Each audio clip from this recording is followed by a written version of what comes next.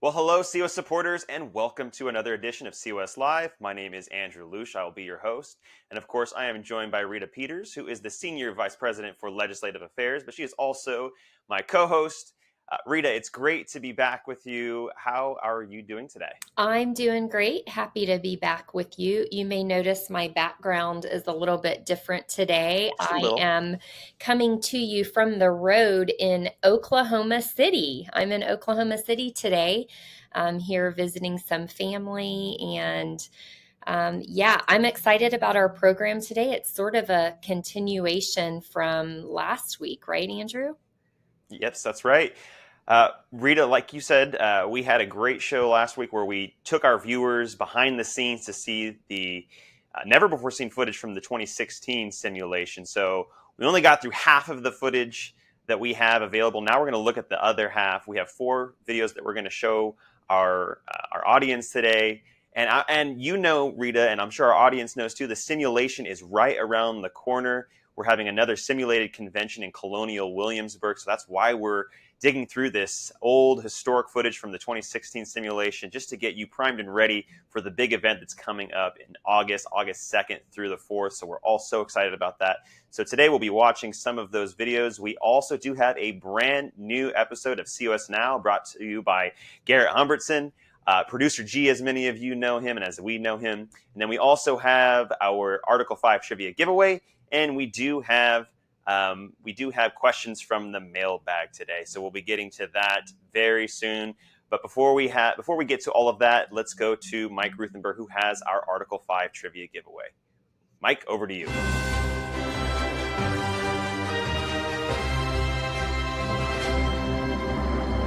Thank you, Andrew. What a pleasure it is to be here and to be listening in on the wonderful things you guys are going to be talking about with the convention. One of my favorite things, of course, we're Convention of States.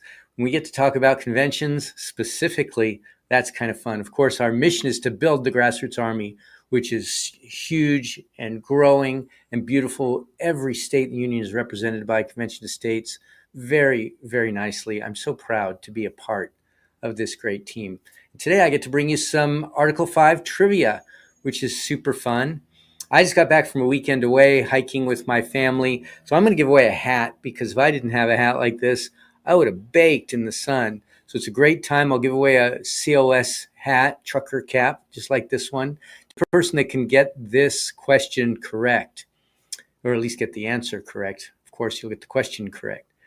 But what I'm going to do is I'm going to give you the question, sharpen up your fingers, get them ready. And don't forget that we don't just want you to respond and be sitting back and listening and only respond to the trivia question. Get in there, mix it up, engage, because this is a really great episode that we have coming up.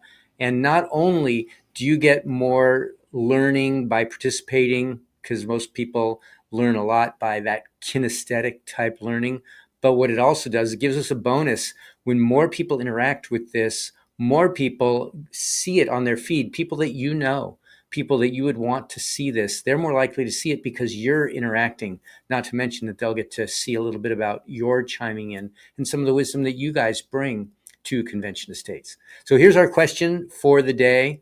Convention of States Action is working to call the very first ever Article 5 convention for proposing amendments to the Constitution. I say Convention of States, of course, we know there's been 27 amendments to the Constitution, but all of them have been done by the Congress. Thus far, those 27 amendments, of course, had to be ratified to make it happen. The really interesting thing is, and I don't know if you knew, but Article 5 of the Constitution not only provides 2 ways to propose amendments, but it also provides 2 ways to ratify those amendments. And of course, in the nation's history, we've actually used both methods for ratifying amendments, except 26 times we ratified the amendments from the Congress. It takes 3/4 of the states. In the other method, there's 1 amendment to the Constitution that's been ratified using the state's convention method. Which one was it? Which amendment was it? There's my question for the day. Which one of the 27 amendments to the Constitution has been ratified by 3/4 state conventions? I'll be back later to share the answer. Go ahead and listen up, and I can't wait till you join later on. See you in a little bit. Thank you, Mike. Now, before we get to these behind the scenes clips of the 2016 simulated convention, let's take a look at some history being made. It's the latest edition of COS Now. Convention of States Foundation is hosting a simulated Article 5 convention, and former U.S. Senator Russ Feingold is freaking out about it. In an op-ed published on The Nation and MSN's website, Feingold made a series of false and misleading statements before claiming that COS is advancing a, quote, undemocratic process that would favor white Americans. This despite the fact that the process is constitutional and supermajorities of minorities approve of the COS strategy to bypass Congress and get needed reforms like term limits and fiscal restraints, a thought that must appall Feingold. What is undemocratic is Congress's refusal to heed the desires of their constituents while kowtowing to corporate lobbyists. Feingold, who recently published an entire book smearing the Convention of States movement, also says that it's, quote, deeply concerning the Convention of States proposals even exist. If a DC elitist like Feingold is concerned about COS, it sounds like we're over the target. All Americans are invited to watch the simulated Article 5 convention live on August 4th. Go to conventionofstates.com/sim to RSVP for that. Citizens for Convention of States continue to spread the word and organize their fellow Americans to action. A volunteer in Delaware appeared on Newsmax. How do you feel about Joe Biden's administration being down here in Delaware? What do you think? Well, I took that oath to protect and defend the Constitution. And when I look at some of the policies and the executive orders and the federal overreach, it makes my stomach sick. And here's some photos from last week's petition sign events held in Colorado, Louisiana, and Washington. A state strategy meeting was held in Tennessee. Those strategy sessions are really gearing up as citizen activists look forward to the 2024 legislative sessions. If you're tired of Big Mobile, Convention of States is partnering with Patriot Mobile. Supporters can get free activation when they switch to Patriot Mobile. Just use the promo code PATRIOTCOS when you sign up at patriotmobile.com/COSPatriot. And now you're up to date with Convention of States. Wow, Rita, there was a lot in that COS Now. Thank you, Producer G, for putting together another amazing montage. He's always taking the hot things that are going on around the country and everything that's related to COS and bringing it all into one. So, Producer G. Rita, I'd like to get your reaction to that latest COS Now. I love the way Producer G described Russ Feingold's reaction to Convention of States as he's freaking out about it. It's so funny. And, you know, like for him to describe what we're doing as undemocratic, you know, clearly Feingold just has a problem with the Constitution. You know, he has a problem with our federal system. And that's his prerogative. He can have a problem with federalism, but that is the system of governance we were given. That is the system that this country was meant to operate on. And so what he really has a problem with is not Convention of States as an organization. He has a problem with the Constitution and the federal system it prescribes. So I found that really interesting. How about you, Andrew? What stood out to you today? Well, just to second what you were saying, you know, it's easy to see that you don't have a very good argument if you suddenly transition over to race and talking about how white people are going to be the ones that benefit from this. That means you don't have a solid argument and you have to go to ad hominem. So I thought that was pretty pathetic that it's, you know, Feingold was talking about race, and Producer G brought up the stats, and it shows that a majority of minorities do agree with what we are trying to do through Article 5 of the Constitution. And this is something that will benefit all Americans. I love one of our kind of messaging things that we've heard before from our grassroots and from our comms team is this is a red, white, and blue movement. This is an American movement.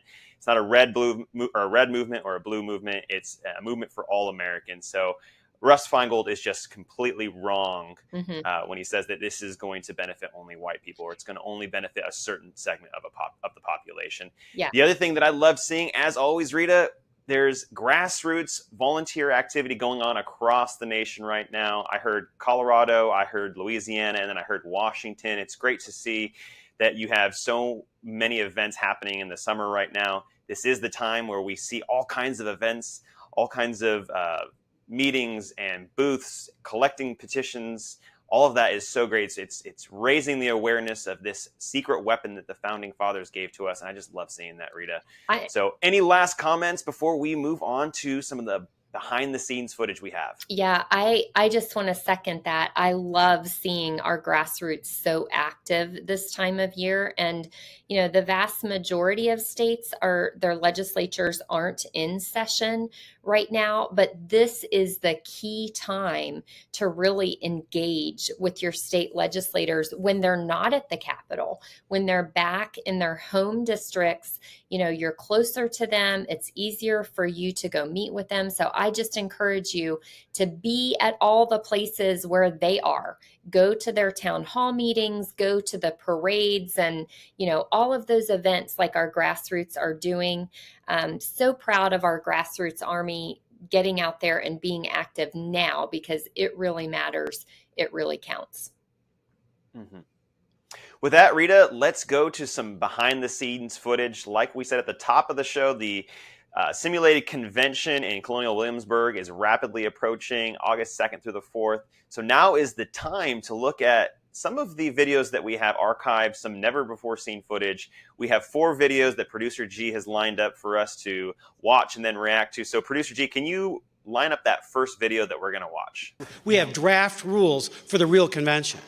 And we have a caucus, an Article 5 a COS caucus, and we've sent this out, and we've had hundreds of you have the opportunity to comment on those. This is Rob Nadelson, who's the primary drafter of the rules. Probably the most read and studied on this process of anybody involved. How much is this like what you think the founders might have envisioned? Well, they certainly wouldn't envision the video system, and they would not have envisioned the microphones, right?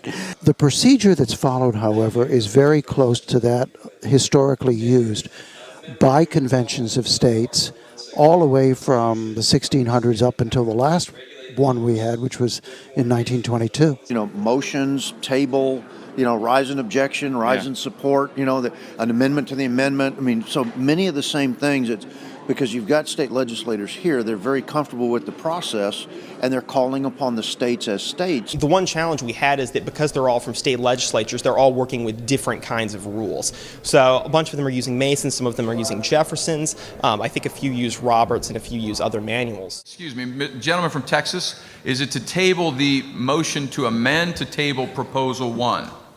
To table the motion to amend.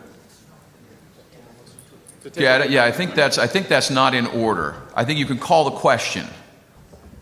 What's that? So we have our parliamentarian instructs us that a motion to table under Mason's rules is not applied to a motion to amend. Gentleman from Texas. Call the question on the amendment. There's a second. Differences in how they applied the rules were interesting, but parliamentary common law is fairly set out. So there were enough similarities that we didn't run into a lot of problems with how the commissioners were applying the rules. This is not as new as what sometimes we think of it as. We think it's a whole new concept. No, this is actually a proven concept that's been used. That's right. In fact, we've identified about 37 conventions of states or before independence of colonies. Yeah. The rules that they're operating under today were rules that were crafted based upon that accumulated experience. The last general convention, that is the last convention to which all states were invited, was held in 1861 in Washington, D.C. And so we use those rules as the basis for these rules. All right, Rita, we just watched a video about the rules. We saw a lot of commentary from Professor Robert Nadelson and others and legislators and talking about the rules. Can you maybe explain a little bit further the rules and historically how we apply those rules, just so that the audience and all the grassroots who are watching can have a better understanding of how the rules work?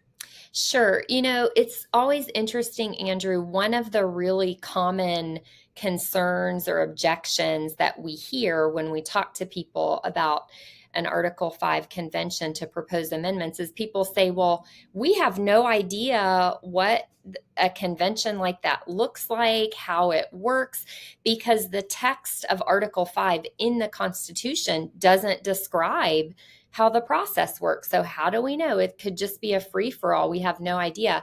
And that's actually just not true, because there have been so many interstate conventions, which an Article 5 convention is a type of interstate convention. There have been so many of them in America, even since before the founding.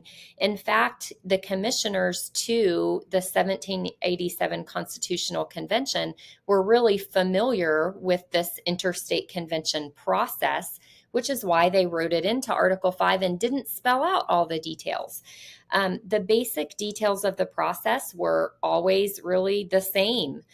They were well known to the founders. And so we do have a set of draft rules which will govern our simulated convention. And those draft rules were developed by Professor Nadelson, whom we saw there in the video clip.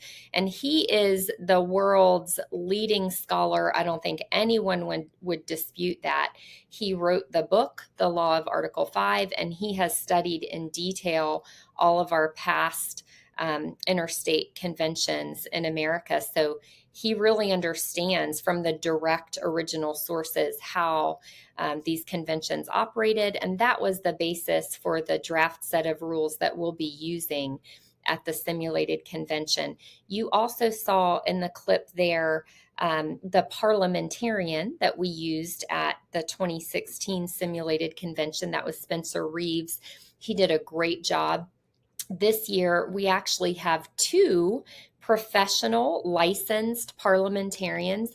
It's funny, they're actually from Oklahoma, where I am right now, and they'll both be at the convention. They will be sitting right up there on the dais, like you saw in the video clip, to advise the convention president on proper parliamentary procedure, make sure everything is operating according to the rules, and they'll also be on hand even for the committee meetings to advise the committee chair. So we've gone to great lengths to make sure we're doing this right. And I'm excited to see it operate again. Again, it sort of gives me chills to hear those, questions being raised about the procedure, and then to have an expert there to answer the question is really valuable. So I think with that, Andrew, we'll ask Producer G to go ahead and roll the next clip. All right, let's come back to order. Before I came here from Missouri, my wife asked me, "Are you excited about this?" And I said, "Well, I kind of am, but I don't think it's hit me yet." And it didn't until the opening of the convention Thursday morning. All right, we will begin first of all with a roll call. So, Mr. Secretary, if you would begin the call of the roll, please, sir. If the state delegation chairpersons would please ascertain if there is a quorum from your delegation present, and please answer present if your state has a quorum. Beginning with Alabama. Alaska. Arizona. Arkansas. Alabama, here. Alaska, here. And they went around the room. And those who have been working hard on that, there was no dry eyes. It was emotional, it was important.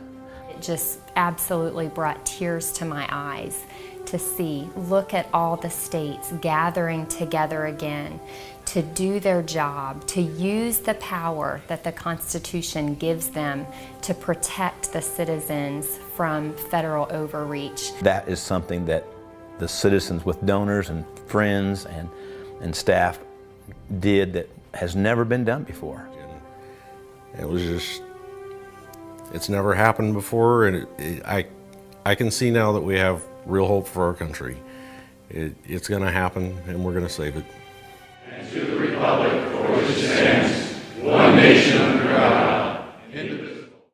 Andrew, does producer G know how to bring on the tears and emotion, or what? As I'm here at the end of that, as I'm hearing the Pledge of Allegiance, I'm like tearing up all over again. So I know what it was like for me to be at the 2016 simulation. What is it like for you seeing that clip, hearing the roll called? How does that affect you? Well, I feel a lot like Rodney Huckleberry. I'm excited, but I don't know what to expect, and never seen this before. Never been to Colonial Williamsburg. Never been anything like that, so I don't know. But kind of trying to just live that experience, hearing that gavel, I can imagine that I would just be overwhelmed with emotion, because we all work so hard every day to save the country, and we all firmly believe that the country does need to be saved, and that this isn't just something we say. It's not something we parrot and we're just saying that the country needs to be saved. We actually believe it. And so hearing that from Rodney Huckleberry, I felt very much the same way.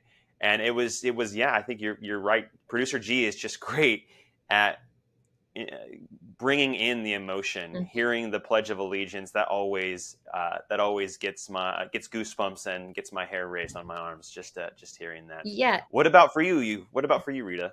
Well, I think I was thinking, why do we have that reaction to it?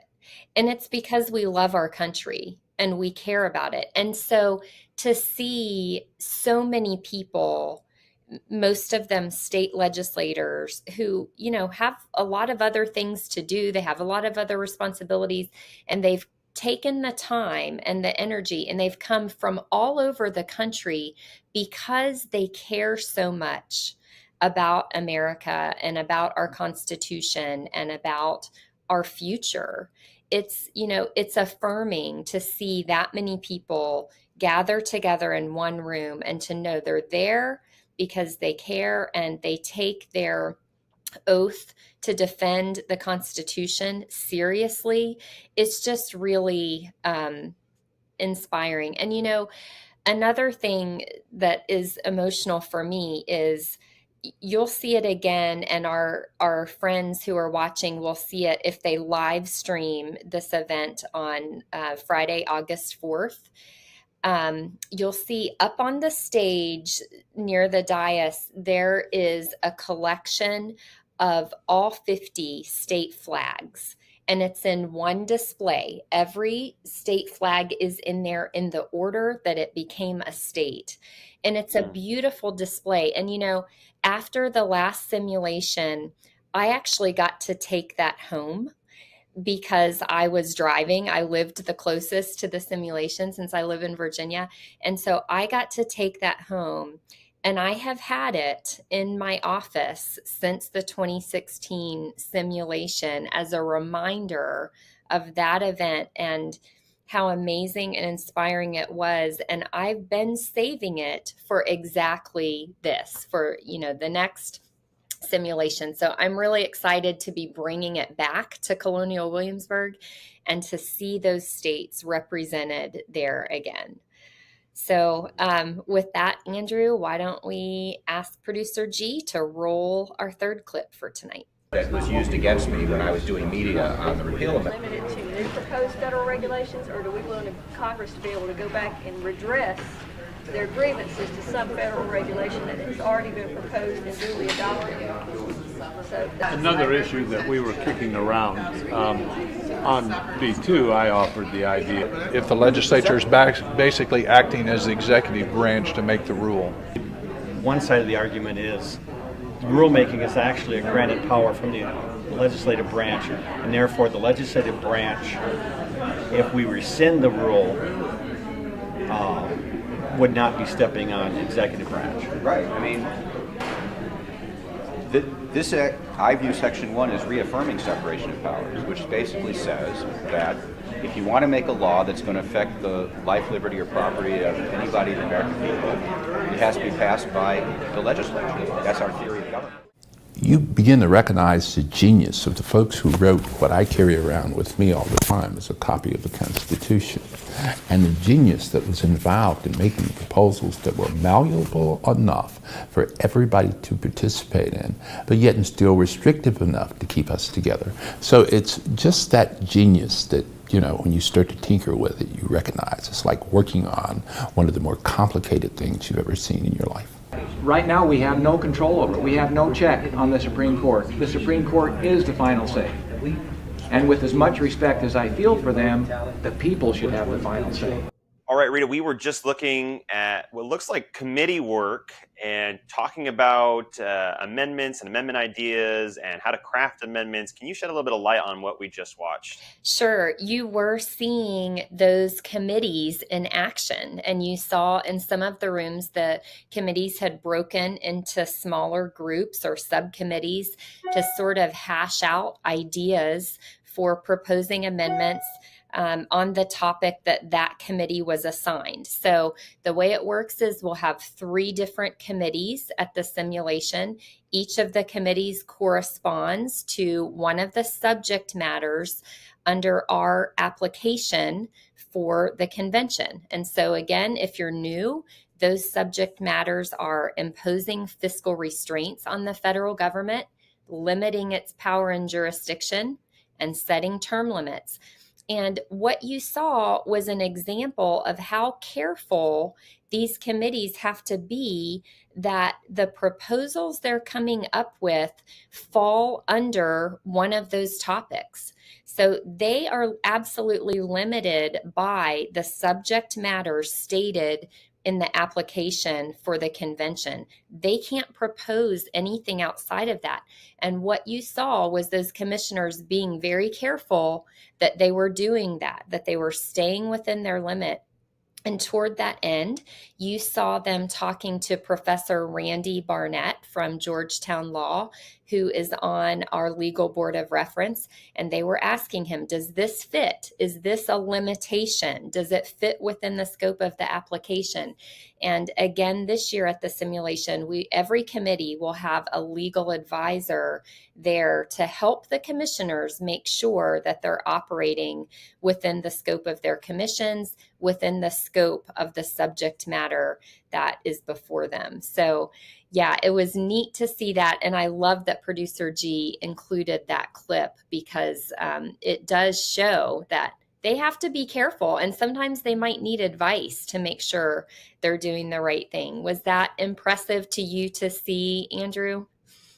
Absolutely. So impressive. And Rita, you know, I know, we all know that the opposition is out there trying to put out a narrative that says the convention is going to follow its own rules. They're going to make up rules out of thin air. They're going to be able to propose whatever they want, that they're not going to have to adhere to the subject matter, that they'll go outside of the scope of their commissions. And this 2016 simulation and the very soon to come simulation in August is going to show that no, that's just not true. The delegates are following their commissions. The delegates are following what the people sent them to do. And I love how the clip ended. The people are the final say. Yeah. And that's just so true, that the people are the final say. We're working through state legislatures, and then state legislatures at the end have to ratify. Ratification is inherently closest to the people. So I do love that we have that little tidbit where the people are going to have the final say. And at Convention of States, our whole mission is to put the people back in charge, because right now we're seeing runaway government.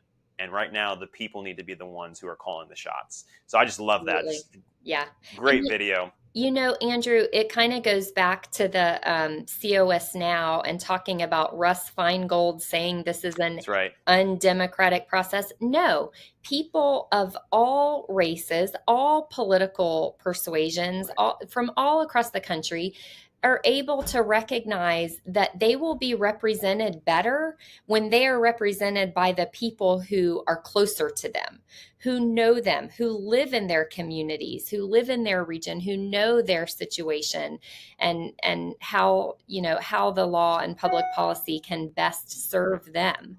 So it's a ridiculous thing to say that this is an undemocratic process.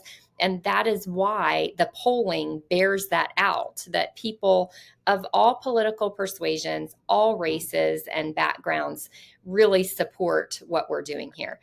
Okay, so Producer G, why don't you take us to our last clip for today? Let's see what you got for us. When the 17th Amendment was passed 100 years ago, that was the beginning of the end for the states. That's when the state power started to slip. And if you look at that, the growth of the federal government over the past 100 years, you can point back to that. This is a practical tool that we can give the states to restore equality. The states created the federal government, and now the creature has overpowered the creator. We are on our knees as states. We are agents of the federal government, doing the federal bidding, carrying out federal programs. This is a way that we can restore equality, that we can restore sovereignty. And so now when federal actors, whether it's Congress, agencies, or others, when they impose federal law, they're going to be looking over their shoulder at the states. They're going to say, okay, the states are watching now because they have this tool in their box. They have this power to override what we do if it's not done in the state's best interests. So, Andrew, it was fun to hear Representative Merrill Nelson from Utah, one of our great champions out there from Utah, really helped the Article 5 movement there, and he knows so much about the Article 5 process. What did you think about his idea of giving the state sort of the power to override or veto things that come out of Washington, D.C.? What were your thoughts? I love it. And the line that really stuck with me is that the creature has overpowered the creator. We've heard so many times that the states are the parents. The states are the parents and the federal government is the child, and the child has become disorderly. The child is running amok, not the parents. And so we were just talking a few minutes ago about Russ Feingold, and it's kind of been the theme. He's calling it undemocratic and all of that. You know, I was just thinking about the fact that government runs amok when it's not held to account. And right now, the states haven't been holding the federal government accountable. And we are seeing the poisonous fruit from that. So, like, you know, for me, the thing that I was thinking about is during COVID, we just saw the federal government do so many things to go beyond the scope of its authority. And so you can see the creature coming out in the details during a crisis. And I just think that the federal government needs to be put back in that constitutional box. And Rita, we have the tool that we can use to put the federal government back where it's supposed to be, giving power back to the states, and more importantly, power back to the people. Because like you said earlier, Rita, government works best when it's close to the people, when it's the people who are interacting with their state legislators in their community, because they are going to be so much more receptive to their constituents who are in their community than people in Congress who are far from the communities that they're serving. So I just think that what he was saying was just spot on. He hit it right on the nose on the need or the necessity to bring the states back into focus and the people thereof as well. So Rita, what about for you? What was your reaction to this? Well, you know, I want to react to what you said, because you're talking about accountability. And like you were pointing out, the Article 5 convention process is the ultimate way that the states can hold the federal government accountable. And I think modern Americans, when they think about holding the federal government accountable, they immediately think of elections, which it's true, that is one means we have of holding elected officials accountable. But I think modern Americans tend to stop with that and think that that's the only means they have to hold elected officials accountable. And it's not the only means. This Article 5 convention process is the ultimate accountability, and it's a way that the states can use their power and their authority to hold the federal government accountable. And not only that, but to say, whoa, you have crossed the line. So we are going to clarify for you where the boundary lies. And this is the boundary that you are going to have to comply with. So that's what I love about this, is that we're showing people that here is another means, a more powerful means to really impose meaningful accountability on the federal government. It is a beautiful thing. And it's also a great reminder that the states were never meant to be the minions of the federal government. It wasn't ever meant to be that Congress is the super legislature and then the states are just, to deal with little less important things. No, that's not the way it was ever meant to be. And we are ready to see, all the ideas that will be posed for setting that right and restoring the proper balance of power between the federal government and the states. That's what I'm most looking forward to. So, Andrew, I know we have some information we want to provide to our viewers so that they can see what happens at the simulation.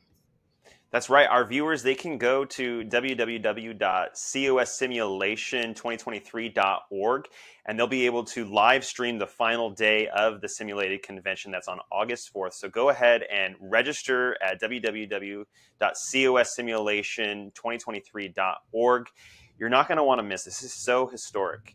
You're going to want to see the amendments that are voted, that are voted upon by the delegates, and it'll give you a taste of what a convention can do, how a convention can restrict the federal government, its size, its scope, its jurisdiction, all of that, and how we can truly put people back in charge. So again, one more time, go to www.cossimulation2023.org to register to view the live stream. With that, Rita, we do have our Article 5 trivia giveaway answer from COS Vice President Mike Ruthenberg. So Mike, over to you.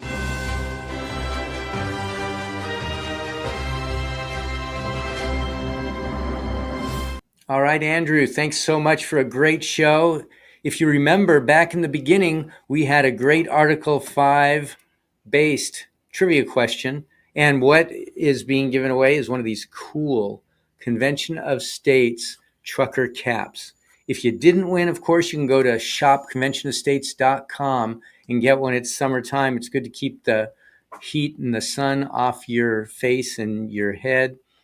It's a great item to have. Love the Convention of States garb. Just go to shopconventionofstates.com. If you remember, we talked a bit earlier about the fact that we have two methods for proposing amendments. And what COS is doing right now is working on bringing the very first Convention of States, the second method for proposing amendments. Well, there's also two methods for us to ratify amendments that come out of those conventions. One is the Congress to do that, both houses of the legislature. The other is for 3/4 of the states to do that in a state convention. Well, that second method has been done exactly one time. One of the 27 amendments to the Constitution has been done by state conventions, ratifying conventions. Which one was it? The 21st Amendment. It's quite interesting, right? It's easy to remember what the 21st Amendment is for, right? The 18th Amendment is one that banned or prohibited alcohol. The 21st Amendment is the one that brought it back. And that was the one that was ratified by 3/4 state convention. So it shows you this Constitution is working well. What a great, great opportunity to do that again when we get to convention with Convention of States. For now, I'm going to sign off, but I'm going to give it back to Rita, and they'll continue with the show. Thanks, Mike. And now it is time for one of my favorite segments. It's our newest segment. It's the COS Live Mailbag.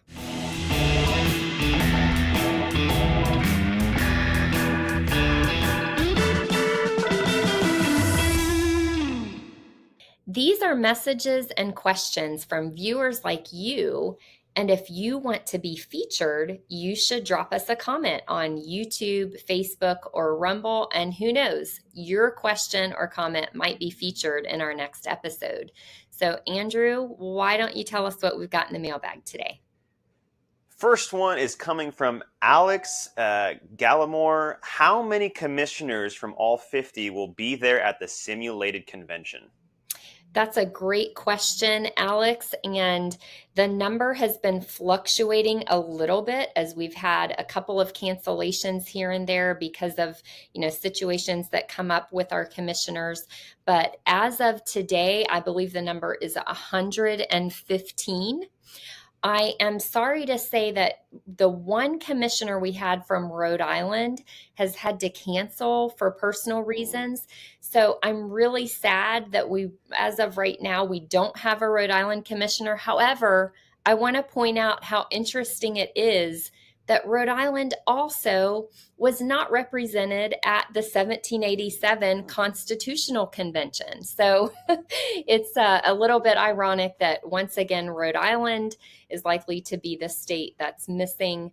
But we're still going to have a great event, and 49 states represented is pretty good.